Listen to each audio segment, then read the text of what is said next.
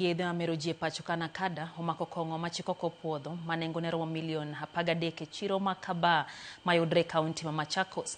Duol no komakre gi jokanyo e sekta opogore mag sirikal kaka obila gi duol machoko osuru mar KRA no timo apedha magere chiro no kamane gimako jo ohala ariyo mawachore ni uso kongo ma ok opuodhi.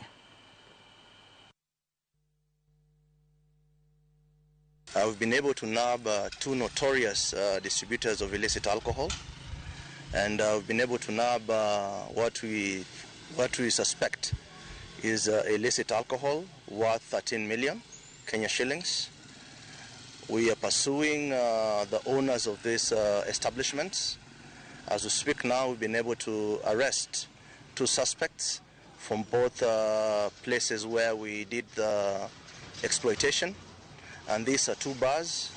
One is called The Beast, and the other one is called the Kaba Connection. We've been able to ascertain that both of these two establishments are not licensed. Riwruok mar okinde pachoka okwedo bura mano ng'ad gi doho mamalo Nakuru gengo